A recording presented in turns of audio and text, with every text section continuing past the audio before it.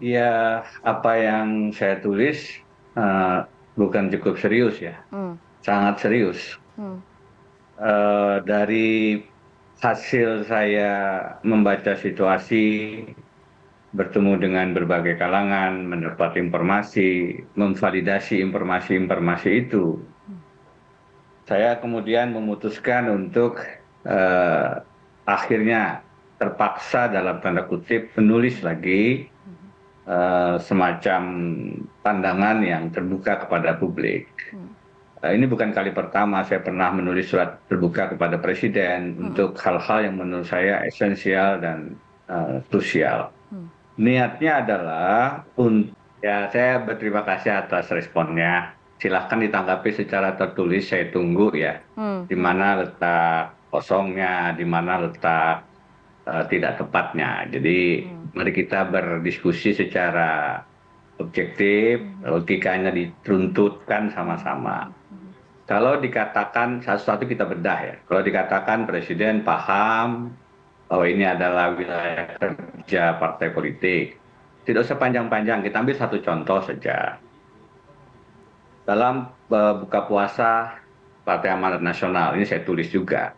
Iya, Di situ ada diberitakan ada pertemuan tertutup. iya, iya. Begitu pertemuan tertutup selesai, dimunculkan ide koalisi besar. Hmm, Dan jelas Presiden ada di situ.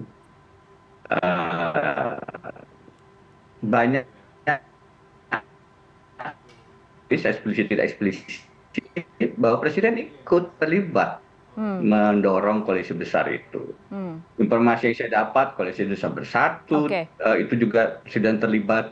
Bagaimana pertemuan dengan ketemuan-ketemuan partai dilakukan, yang saya dapat dari informasi-informasi langsung dari yang bersangkutan. hmm, Jadi itu saja sudah membuktikan bahwa Presiden yang saya sebut ikut cawe-cawe. hmm, oke. Dan akhirnya menyebabkan, sebentar, saya belum selesai, Iya, menyebabkan eh, apa bahwa negarawan dan segala macam tadi tidak tervalidasi. hmm, hmm, hmm. Bagaimana dengan mungkin dikatakan ini kan mendorong seseorang dan segala macam. Ya ada yang didorong, ada Iya, yang tidak. Saya kasih contoh lagi. Saya kasih contoh lagi, Mbak.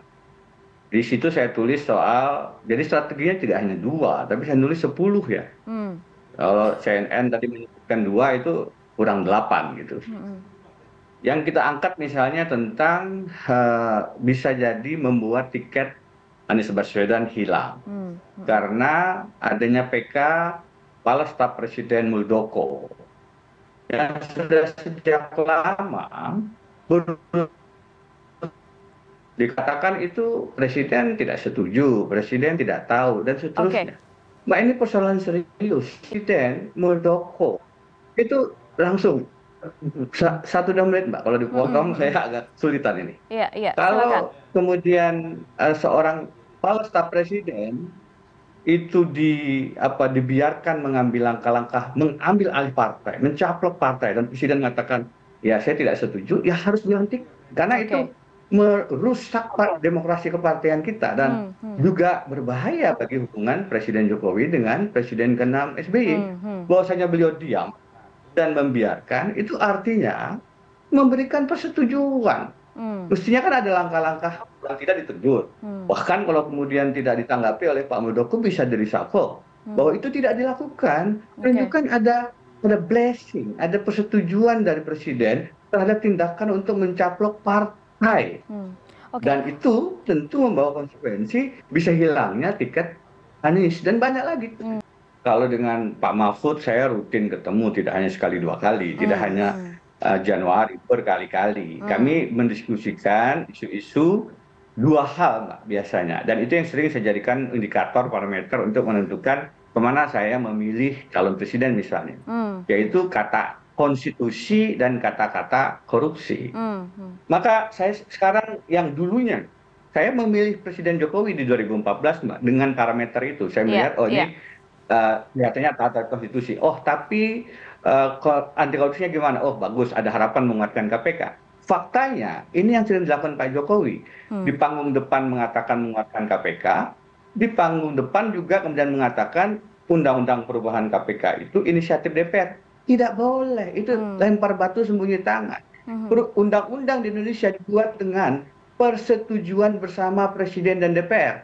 Artinya apa? Presiden bersetuju. Artinya apa? DPR itu partai-partai politiknya mayoritas partai pemerintah.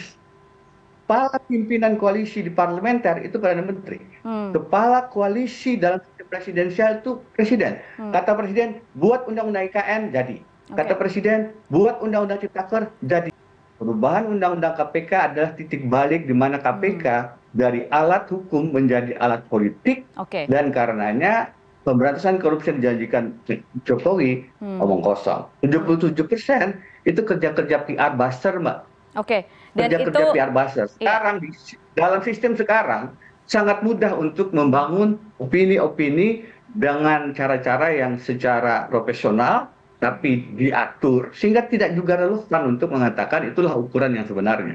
Kerja buzzer sekarang itu sudah menjadi satu proyek dan tidak bisa jadi ukuran yang murni lagi. Dalam penegakan dan pemberantasan korupsi banyak masalah. Diskusi saya dengan Prof. Mahfud, bicara dengan penegakan hukum dan pemberantasan korupsi, kami sama-sama punya concern.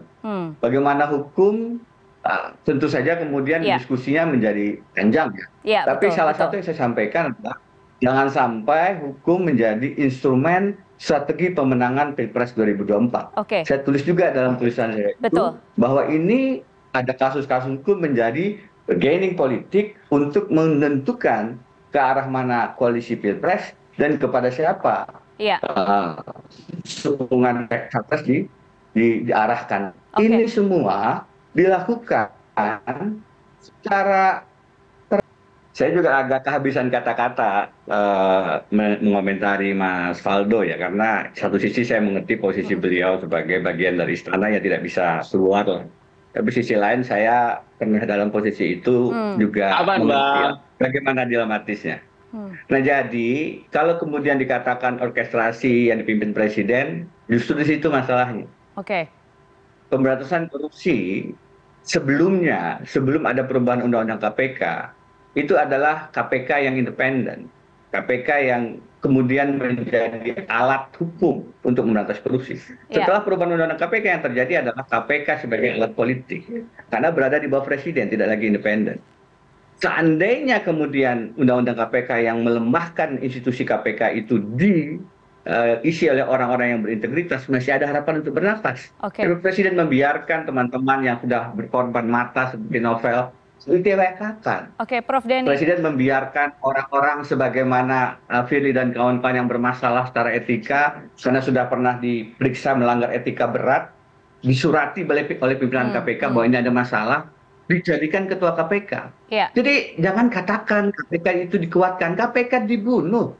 Presiden Jokowi harus diingatkan bahwa beliau adalah kalau betul negarawan harus bersikap netral, tidak ikut mendukung secara berlebihan dan menggunakan resources kepresidenannya, dan juga membiarkan ada partai dicaplok yang konsekuensinya menyebabkan capres yang lain tidak bisa ikut pemilu.